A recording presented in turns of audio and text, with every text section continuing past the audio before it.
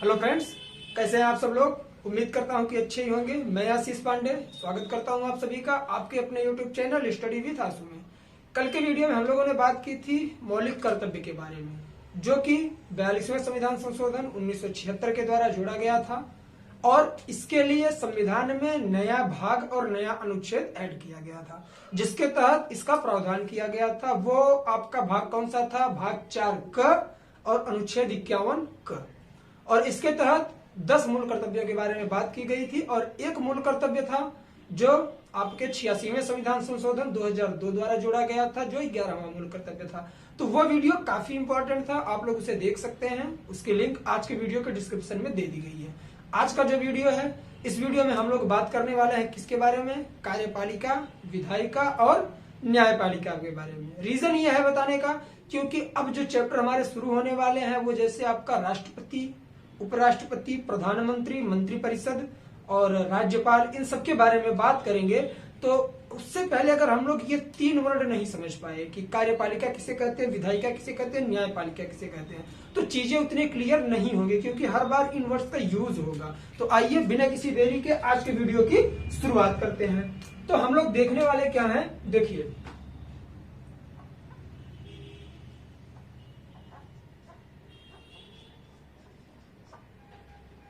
विधायिका, कार्यपालिका और न्यायपालिका। इसका मतलब यह हुआ, इन तीनों पर हम लोग आज बात करेंगे, लेकिन इसके तहत देखेंगे क्या? बेसिक चीज देखेंगे बस। इन सब का अलग से चैप्टर है, उस समय इस पर डिटेल में बात करेंगे, क्योंकि अगर हम राष्ट्रपति, उपराष्ट्रपति, प्रधानमंत्री, राज्यपाल, उपराज्यपाल इन सब के बारे में पढ़ लेंगे तब ये चीजें ज्यादा समझ में आएंगी।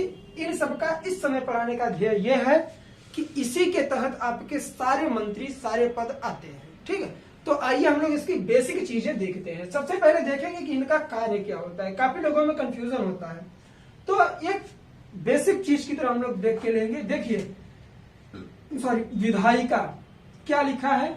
विधायिका। विधायिका का मतलब क्या है? विधि बनाना, विधि बनाना। कार्यपालिका का मतलब क्या है? कि इसके तहत कार्य किया जाता है, संचालन किया जाता है कार्य का। मतलब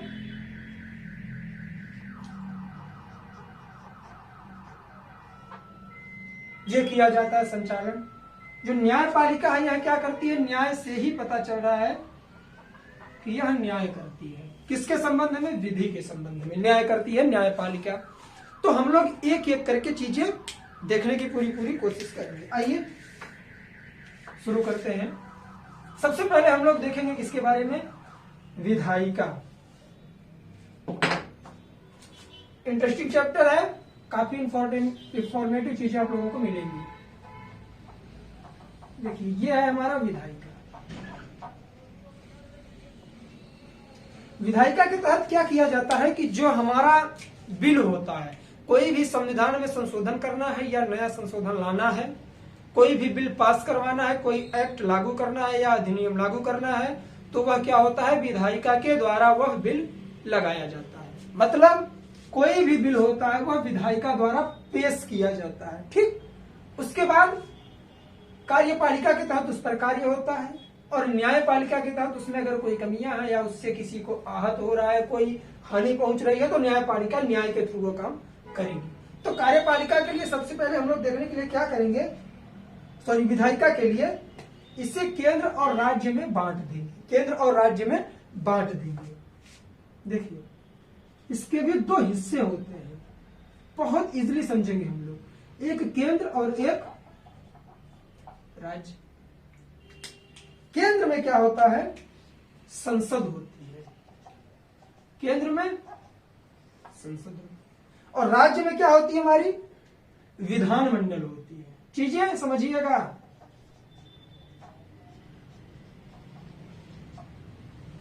विधानमंडल होती है। तो आप लोगों को पता है कि हमारा भारत जो है लोकतंत्रात्मक गणराज्य है। यहाँ मतलब कि यहाँ लोकतंत्र का शासन करता है, किया जाता है। इसका आशय यह हुआ कि हमारे जो प्रतिनिधि होते हैं वो जनता द्वारा चुन के आते हैं। तो उसमें 3 तरह से उन्हें डिवाइड किया गया है, कार्यपालिका, विधायिका, न्यायपालिका। तो कार्यपालिका में आता है हमारा विधायिका में आता है संसद और विधानमंडल। संसद केंद्र के थ्रू कार्य करता है, विधानमंडल राज्य के थ्रू। संसद के भी 2 भाग। चीजें एकदम इजिली तौर पे लेके समझिएगा, आप लोगों के लाइफ से रिलेटेड चीजें यहां मिलेंगी, क्योंकि ये हमेशा मैच करेगा। संसद में 2 पार्ट होते हैं, कौन कौन से आप लोगों को पता है? लोकसभा और राज्यसभा। लोकसभा और राज्यसभा, ये क्या होता है? लोकसभा और राज्यसभा है क्या? कोई भी बिल आता है, संसद में पेश किया जाता है, 2 सदन है, ये द्विसदनात्मक व्यवस्था है। पहले लोकसभा, राज्यसभा, दोनों में बिल पास होगा, उसके बाद राष्ट्रपति की मुहर लगेगी, तब जाके बिल पास माना जाता है। तो लोकसभा में जो होते हैं वो सांसद होते हैं, राज्यसभा में भी सांसद होते हैं। इसी तरह अब आते हैं हम लोग राज्य में। राज्य में क्या होता है? विधानसभा, विधानसभा और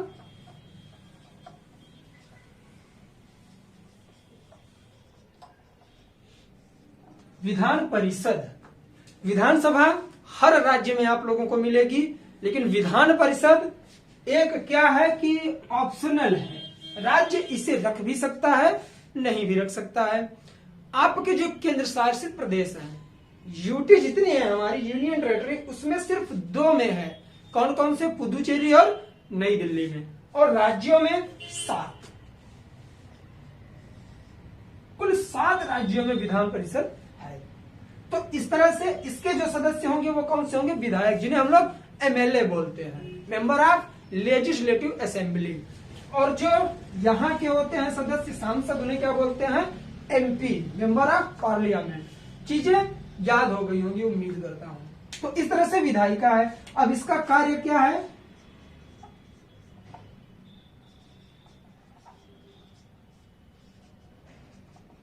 कानून बनाने के लिए, बिल लाना या बिल पेश करना। ठीक, तो इतनी चीजें थी कहां से? विधायिका से। इसके बाद हम लोग देखेंगे किसे?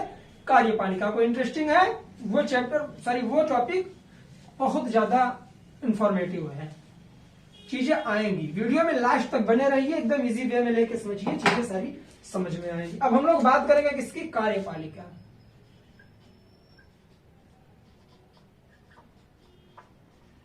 कार्यपालिका के तहत क्या होता है कि हम लोग कार्यपालिका को भी बांटते हैं कितने भागों में? 2 भागों में। आइए बांटते हैं इसे, 1, 2। पहला जो हमारा है केंद्र का है, दूसरा राज्य का है। कार्यपालिका, कार्यपालिका के नाम से उद्भूत हो रहा है कि इसमें जो व्यक्ति होंगे वो कार्य करने वाले होंगे। अर्थात केंद्र में कैसी व्यवस्था है हमारी? सबसे पहले कौन होता है? राष्ट्र का पति, राष्ट्र का पिता, राष्ट्र का पिता कौन? राष्ट्रपति। सबसे उच्च पद राष्ट्रपति। राष्ट्रपति के बाद उपराष्ट्रपति। उपराष्ट्रपति के बाद कौन आता है? प्रधानमंत्री। ठीक, प्रधानमंत्री के बाद कौन आता है? मंत्रिपरिषद। मंत्री परिषद। मंत्रिपरिषद कितने भागों में डिवाइड होती है? 3। कौन सी?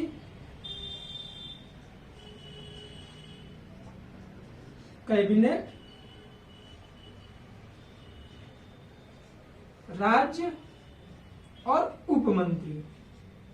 कैबिनेट मंत्री, राज्य मंत्री, उपमंत्री किसके भाग हैं? मंत्रिपरिषद के। अब बात आती है किसकी?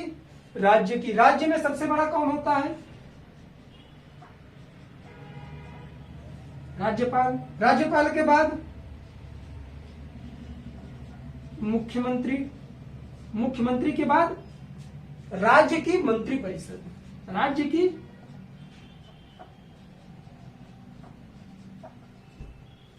मंत्रिपरिषद। तो इस तरह से डिवाइड किया गया। अब हम लोग एक एक पर बात करेंगे। आइए सबसे पहले राष्ट्रपति को थोड़ा सा समझते हैं। राष्ट्रपति और प्रधानमंत्री, आप लोग देखते हैं कि कोई भी कार्य होता है तो राष्ट्रपति के नाम पर प्रधानमंत्री द्वारा किया जाता है। क्यों? क्योंकि हमारे जो राष्ट्रपति होते हैं, जो इंडिया के प्रेसिडेंट होते हैं, वो क्या होते हैं कि वो एक तरह से नामित अधिकारी होते हैं। नामित का मतलब कि उनके नाम से हर कार्य होगा, उनके नाम से हर कार्य होगा। लेकिन कार्यवाहक जो होते हैं, जो वैधानिक तौर पर कार्य करते हैं, वो हमारे प्रधानमंत्री होते हैं, देश के मुखिया। कैसे? हर काम प्रधानमंत्री के द्वारा किया जाएगा, लेकिन राष्ट्रपति के नाम पर, राष्ट्रपति के नाम पर प्रधानमंत्री द्वारा कार्य किया जाता है। तो इस तरह से अगर हम लोग देखें तो ये सरकार के प्रतिनिधि हैं, दो के दोनों, लेकिन जो राष्ट्रपति है वो नामित प्रतिनिधि हैं और जो प्रधानमंत्री हैं वो कार्यकारी प्रतिनिधि हैं, मतलब यह कार्य करते हैं इनके नाम पर। उपराष्ट्रपति, उपराष्ट्रपति को आप लोग जानते हैं कि उपराष्ट्रपति राष्ट्रपति के बाद दूसरा पद भारत में उपराष्ट्रपति का दिया जाता है। और ये कौन होते हैं? हमारे अध्यक्ष होते हैं। ठीक, लोकसभा अध्यक्ष और राज्यसभा अध्यक्ष ये सब किसके तहत आते हैं? इसी केंद्र के तहत ही आते हैं। तो चीजें क्लियर हो गई होंगी। फिर आता है मंत्रिपरिषद। आप लोग देखते होंगे कि काफी सारे एमएलए ऐसे होते हैं, सॉरी एमपीज, कि वो कैबिनेट में भी होते हैं और क्या होते हैं, संसद भी होते हैं। जैसे आप लोग देख लीजिए कि माननीय प्राइम मिनिस्टर नरेंद्र मोदी जी बनारस से क्या है, सांसद भी हैं और प्राइम मिनिस्टर भी हैं। तो ये मंत्रिपरिषद में भी हैं, मंत्री भी हैं, प्रधानमंत्री ही हैं, और उसके बाद ये क्या है, एक तरह से एमपी भी हैं। तो मतलब यह आपके मेंबर भी हो सकते हैं और कैबिनेट में भी हो सकते हैं। जैसे आप लोग ले लीजिए, कौन है हमारे, राजनाथ सिंह। राजनाथ सिंह को देख लीजिए कि उनका जो क्षेत्र है वो सांसद भी है, कहां से, लखनऊ से, और उसके अलावा वो क्या है, हमारे मंत्री भी हैं, कैबिनेट मंत्री। तो इस तरह से हर व्यक्ति जो सांसद होता है वह क्या हो सकता है, मंत्री बन सकता है। ठीक, तो ये सारी चीजें यहां से थी, क्लियर हो गई होंगी। अब हम लोग बात करेंगे राज्य के बारे में। राज्य का सबसे बड़ा कौन होता है, राज्यपाल। राज्यपाल केंद्रीय सरकार का एक तरह से एजेंट होता है कि राज्य में जो भी घटनाएं हो रही हैं, जो भी चीज हो रहा है, वह केंद्र तक कौन पहुंचाता है, राज्यपाल पहुंचाता है। मुख्यमंत्री क्या करता है, वहां शासन करता है, और मंत्रिपरिषद इसके तहत होती है। तो जो कार्य जहां केंद्रीय कैबिनेट और राज्य उप मंत्रियों का होता है, उसी तरह राज्य में भी मंत्री विभाजित किए गए हैं मंत्रिपरिषद के तहत। तो चीजें इसी वे में लेके समझिए।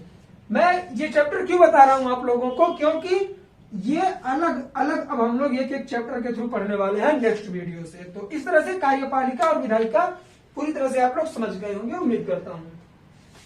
आइए अब हम लोग देखते हैं किसे, न्यायपालिका।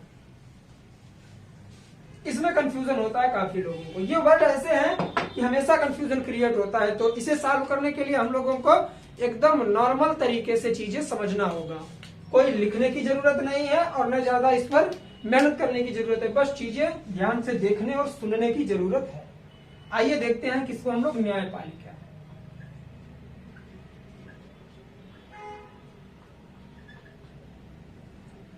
न्यायपालिका, न्यायपालिका के नाम से क्या आभास होता है कि कोई भी न्यायिक कार्य इसके द्वारा किया जाएगा। एक तरह से कहें तो यह हमारे आपके जो अधिकार हैं उनका संरक्षण करता है, लागू करता है, संरक्षण करता है। हनन होने पर आप यहाँ याचिका दायर करिए, उस पर कार्यवाही की जाएगी। तो भारत में कैसी न्यायपालिका है, भारत में एकीकृत न्यायपालिका है। कैसी,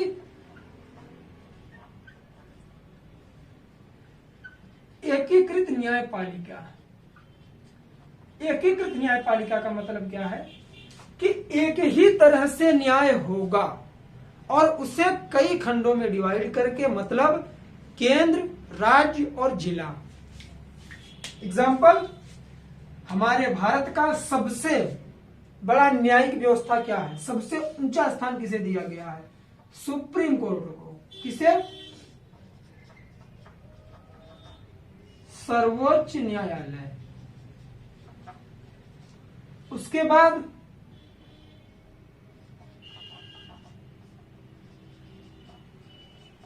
उच्च न्यायालय, उसके बाद जिला न्यायालय या सत्र न्यायालय, जिसे आप लोग क्या कहते हैं, डिस्ट्रिक्ट कोर्ट कहते हैं।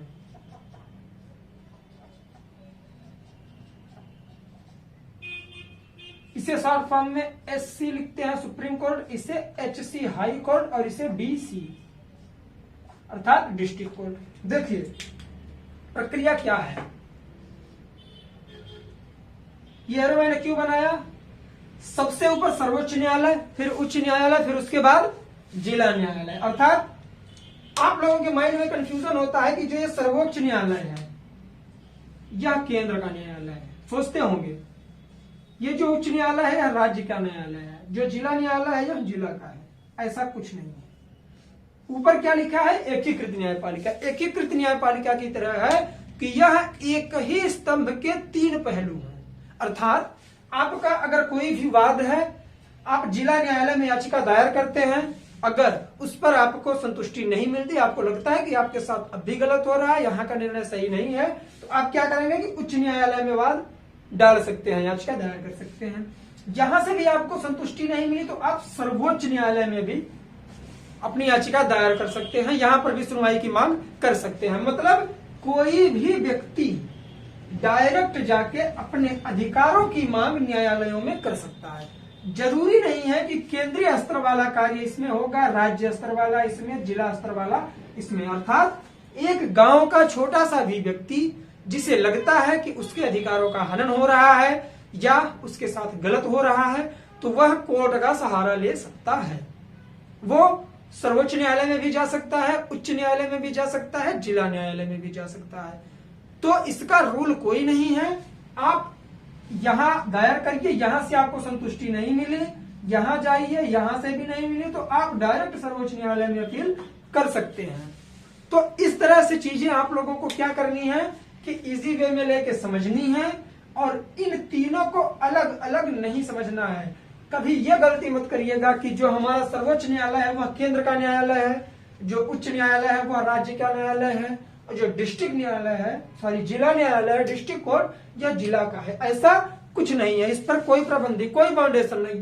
1 2 3 तीनों एक दूसरे में क्या करते हैं, बॉन्डिंग बना के चलते हैं। अर्थात कि कोई भी अगर, जब आप लोग क्या पढ़ रहे थे, मैंने आप लोगों को बताया था किसके बारे में, न्याय के बारे में, तीनों की बॉन्डिंग के बारे में मैंने एक बार बात की थी आप लोगों से, न्यायपालिका, कार्यपालिका और न्यायपालिका, कार्यपालिका, विधायिका। याद करिए जब आप लोग क्या पढ़ रहे थे, नीति निर्देशक तत्व पढ़ रहे थे, तो नीति निर्देशक तत्व का जो कौन सा था हमारा, आर्टिकल 50। आर्टिकल 50 में क्या कहा गया था कि कार्यपालिका और न्यायपालिका को पृथक माना जाएगा। ये इंपॉर्टेंट है, कार्यपालिका और न्यायपालिका, ये चीज अब आप लोग क्लियर कर लीजिए। न्यायपालिका के बारे में बात हो चुकी है, कार्यपालिका और न्यायपालिका, न्यायपालिका इसे अलग अलग रखा जाएगा, पृथक माना जाएगा। क्यों, आप लोग खुद सोचिए कि अगर इन दोनों को एक साथ छूट दी जाएगी तो क्या होगा कि यहाँ के जो मंत्री होंगे वो क्या करेंगे, सीधे जज पर क्या करेंगे, अपना अधिकार दिखाएंगे, अपना शासन चलाएंगे। तो क्या होगा कि कोई भी निर्णय होगा जो वह निर्णय सही तरीके से जनता को नहीं मिल पाएगा। अर्थात जज भी किसके, मंत्रियों के दबाव में आ जाएंगे। इसलिए हमेशा से कार्यपालिका अलग होती है और न्यायपालिका अलग होती है। न्यायपालिका पर कार्यपालिका का कोई दबाव नहीं पड़ता। वहां का जो जज होता है, वहां की जो अपनी असेंबली होती है, वहां की जो अपनी बेंच होती है, वह अपना स्वतंत्र रूप से निर्णय सुनाती है। अर्थात कोई भी मंत्री, चाहे कैबिनेट हो, चाहे राज्य हो, चाहे उप मंत्री हो, चाहे कैसा भी मंत्री हो, यहां तक कि प्राइम मिनिस्टर का भी प्रभाव नहीं पड़ सकता न्यायपालिका के जज पर। यहां जो निर्णय सुनाया जाएगा वह स्वतंत्र रूप से सुनाया जाएगा। तो चीजें उम्मीद करता हूं कि क्लियर हो गई होंगी तीन के तीनों की। एक शॉर्ट फॉर्म में हम लोग देख लेते हैं परिचय। वीडियो खत्म होने वाला है इसलिए मैं आप लोगों को बता देता हूं कि सबसे पहले क्या है विधायिका। विधायिका का नॉर्मल कार्य क्या है, यह विधि बनाती है, कार्यपालिका उसे लागू करती है और न्यायपालिका उस पर निर्णय देती है, उसका व्याख्यान करती है।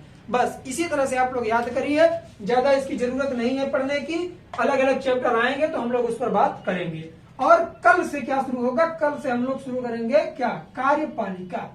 कार्यपालिका के तहत हमारे कौन कौन आते हैं, राष्ट्रपति, उपराष्ट्रपति, प्रधानमंत्री, मंत्रिपरिषद। फिर उसके बाद हम लोग क्या बात करेंगे, राज्य वाले, राज्य में राज्यपाल, मुख्यमंत्री और वहां का मंत्रिपरिषद, सबका एक एक अलग अलग चैप्टर लेके हम लोग आएंगे। तो उम्मीद करता हूं कि आज का वीडियो आप लोगों को अच्छा लगा होगा, काफी सारी नई चीजें सीखने को मिली होंगी। तो अब मिलेंगे हम लोग नेक्स्ट वीडियो में, और उस वीडियो में बात करेंगे किसके बारे में, भारत के राष्ट्रपति के बारे में। किसके बारे में, राष्ट्रपति के बारे में। और ये जो चैप्टर है काफी इंपॉर्टेंट चैप्टर है। जो नए लोग हों, जुड़ना चाहते हो, आप लोग चैनल को ज्यादा से ज्यादा शेयर करिए, उन्हें जोड़िए, क्योंकि अब जितने भी चैप्टर आएंगे सब इंपॉर्टेंट चैप्टर होंगे। तो उम्मीद करता हूं वीडियो आज का आप लोगों को अच्छा लगा होगा। वीडियो अच्छा लगा हो दोस्तों में शेयर करिए, नए हो चैनल को सब्सक्राइब करिए। मिलते हैं नेक्स्ट वीडियो में, तब तक के लिए जय हिंद, जय भारत, बाय बाय।